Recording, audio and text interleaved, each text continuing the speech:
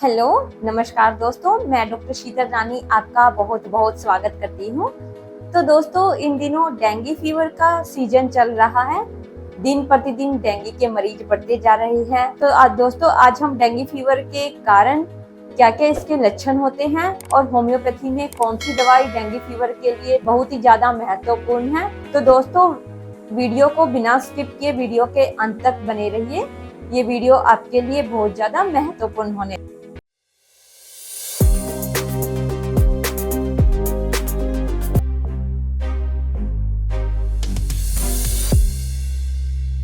चलिए दोस्तों, शुरू करते हैं। डेंगू फीवर मीन्स डेंगू बुखार। इसको दूसरे नाम से भी जाना जाता है डेंगू हेमरेजिक बुखार और डेंगू शॉक बुखार। तो दोस्तों, ये एक मादा मच्छर के काटने से ये बुखार फैलता है। दोस्तों, देखा जाता है तकरीबन 3.90 million every year means 3.90 million प्रत्येक वर्ष इस मादा मच्छर के काटने की वजह से लोग अफेक्टेड होते हैं। दोस्तों, देखा जाता है लगभग 3.90 मिलियन लोग इस मच्छर के काटने की वजह से डेंगू फीवर से अफेक्टेड होते हैं। तो दोस्तों, ये फैलता कैसे है, इसके बारे में नजर डालते हैं। तो दोस्तों, देखा जाता है जो डेंगू का मादा मच्छर होता है एडिस इजिप्टी, ये या तो सुबह के टाइम पे काटता है या फिर शाम के टाइम पे काटता है। तो दोस्तों, ये जब किसी इन्फेक्टेड पर्सन को काटता है तो इन्फेक्टेड पर्सन के काटने से 2 से 10 दिन के बाद इन्फेक्शन स्प्रेड होना शुरू होता है। जो ये मादा मच्छर है, ये साफ सुथरे पानी पे ज्यादा बैठना पसंद करता है। तो दोस्तों, वहां पे ये अपना अंडा देता है, जो पीपल है वो उसके बिल्कुल क्लोज होता है। तो दोस्तों, देखा जाता है मोस्टली ये इन्फेक्शन बेबी को, जो यंग चिल्ड्रंस है या फिर एजेड पीपल जिनकी इम्यूनिटी काफी डाउन होती है, उनमें डेंगू फीवर होने के चांसेस ज्यादा होते हैं। दोस्तों, जो मादा मच्छर है वो स्किन के थ्रू, जब मॉस्किटो मीन्स मादा मच्छर का सलाइवा हमारी बॉडी के अंदर वायरस एंटर करता है, तो सबसे पहले तो वो खून को इन्फेक्टेड करता है। खून के थ्रू वो ऑर्गन्स में इन्फेक्टेड होना शुरू होता है। और उसके साथ दोस्तों, देखा जाता है अगर सीवियर इन्फेक्शन होता है तो सीवियर इन्फेक्शन होने की वजह से जो हमारे शरीर की कैपिलरी होती है, कैपिलरी से ब्लड का लीकेज होना शुरू हो जाता है। तो ब्लड के लीकेज की वजह से और दूसरा हमारे हार्ट तक प्रॉपर ब्लड की सप्लाई ना हो पाने की वजह से ऐसे में बीपी फॉल होना शुरू हो जाता है। और बीपी फॉल होने की वजह से अगर बोन मैरो तक भी ब्लड प्रॉपर अमाउंट में नहीं पहुंच पाता है, तो ऐसे में प्लेटलेट्स रिड्यूस होना शुरू हो जाती है और हेमरेजिक होने के भी चांसेस हो जाते हैं। ये लक्षणों की बात करते हैं, क्या क्या लक्षण होते हैं। तो सबसे पहला लक्षण है दोस्तों, बॉडी में अचानक से टेम्परेचर राइज होना शुरू हो जाता है।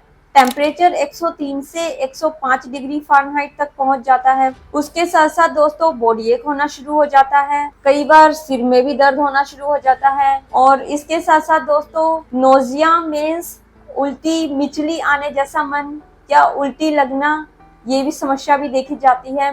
और कई केसेज में दोस्तों लूज मोशन भी लग जाते हैं। अगर सीवियर इन्फेक्शन होने की वजह से अगर फ्लूइड लॉस ज्यादा हो रहा है तो ऐसे में पेशेंट को हॉस्पिटलाइज तक करवाना पड़ सकता है। तो दोस्तों, जनरली देखा जाता है जो डेंगू फीवर है वो 3 से 7-8 दिन तक मैक्सिमम रहता है।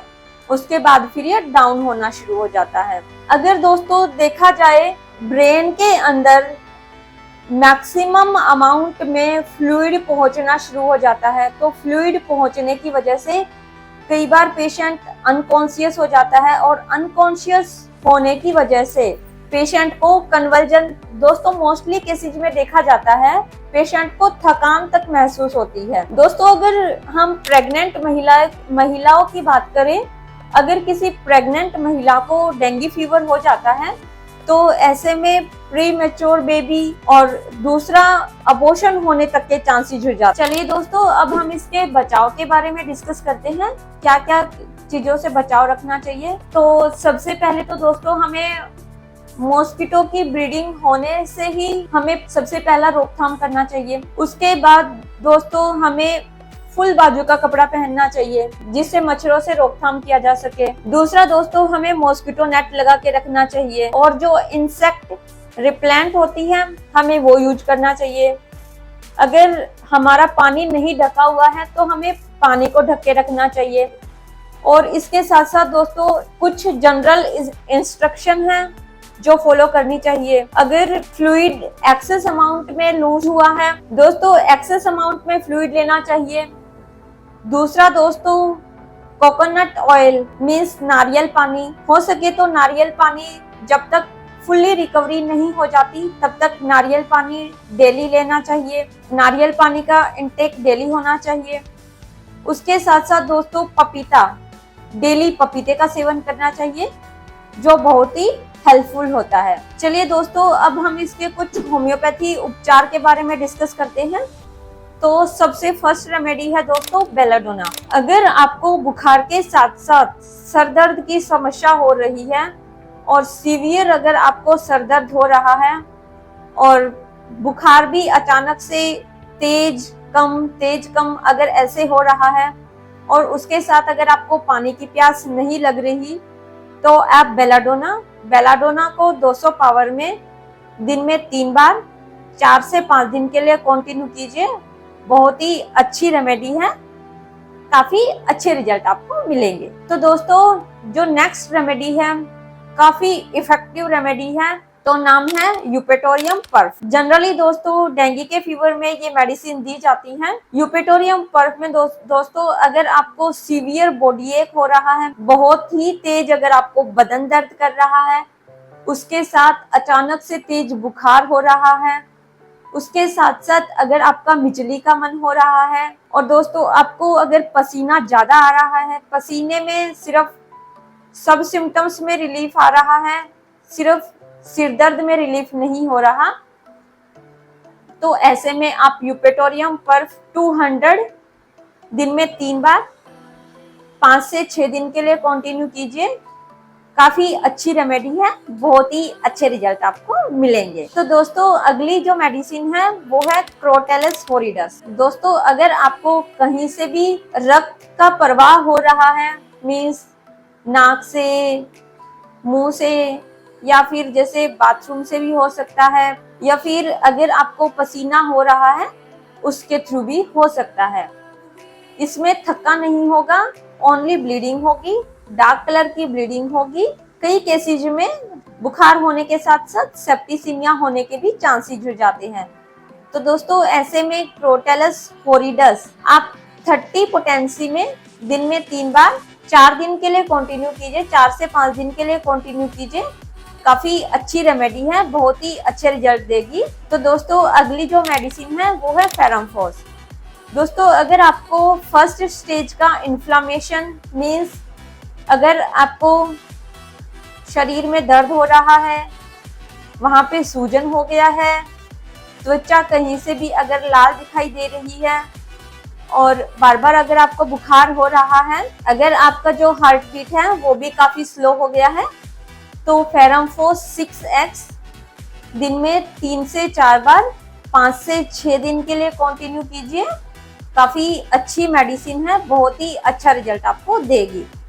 तो दोस्तों अगली दवाई है वेनेडियम।